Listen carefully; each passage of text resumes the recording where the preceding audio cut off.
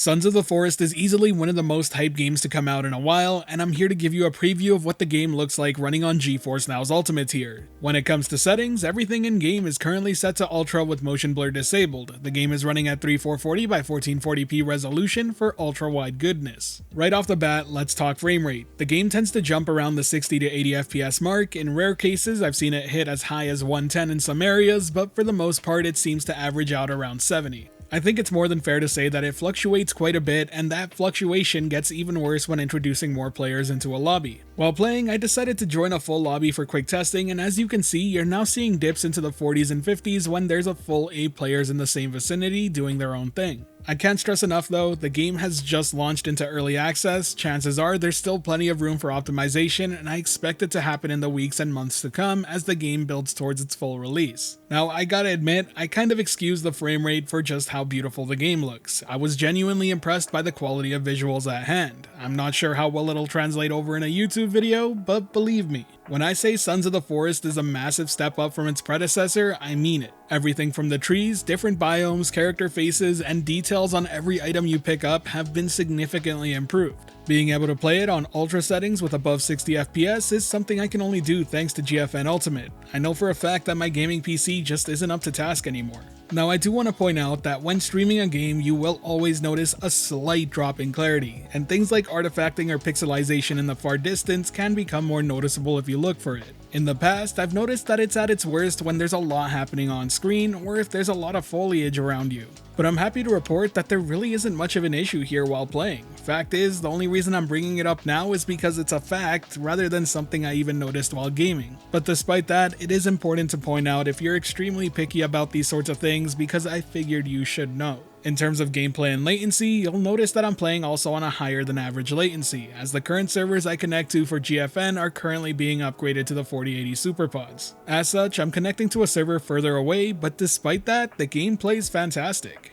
To be perfectly fair, it's not the type of game that really demands quick snap aiming or has any real competitive aspect to it, but I gotta admit, it's impressive just how fluid it still feels. Latency aside though, the gameplay of the Forest has evolved for the better in my opinion. While you still can build plenty of things using schematics the way you can in the Forest, they've really implemented a logical and simple way to build things, and it uses a bit of a click and snap system where things piece together like Lego, but certain objects like logs can be cut several ways to create new things like flooring or roofing. Likewise, if you want to build a wall, you can chop up wherever you like on logs and make a window or a doorway. It really does expand the overall building system in a great and logical way. It might take you some time to get used to it, but once you do, it's a much more enjoyable system than grabbing a bunch of items and spamming E on an outline to complete the build. Though, credit where it's due, if that is your preferred playstyle, they still left it here intact for you. As for the rest though, the gameplay outside of building and gathering feels more refined rather than redone in comparison, which if you ask me is perfectly fine.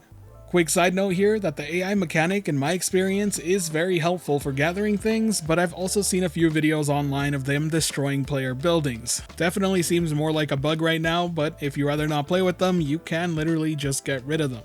So knowing all of this, do I recommend you pick up and play Sons of the Forest if you're looking to play it on GeForce Now? If you're super interested in the game and were a huge fan of the previous entry while also being subscribed to GFN Ultimate, or maybe are looking to subscribe just to play the game, go for it. Just be aware of its early access status and what comes with that tag. Chances are if you wait and have patience, you'll get a better experience when it fully launches. That said, this is the type of game you can play for hours upon hours without stopping. It's not one and done.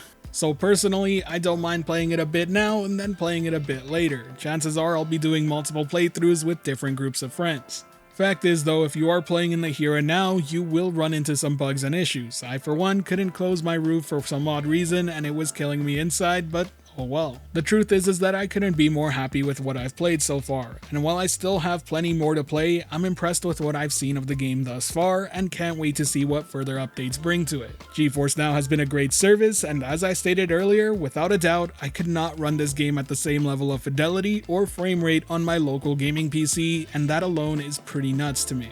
Now, if you'll excuse me, I've got a mansion to build. If you enjoyed this video or found it helpful, be sure to hit that like button as it really does help the channel out, and if you're wanting more content like this, be sure to subscribe and hit that notification bell as well. If you've got any remaining questions about Sons of the Forest, leave them down in the comment section below and I'll answer what I can. As always, thank you for watching the video. I hope you have a great day. This has been the Virtual Cloud, giving you the latest and greatest on everything cloud gaming related, and until next time, I'll catch you in the clouds.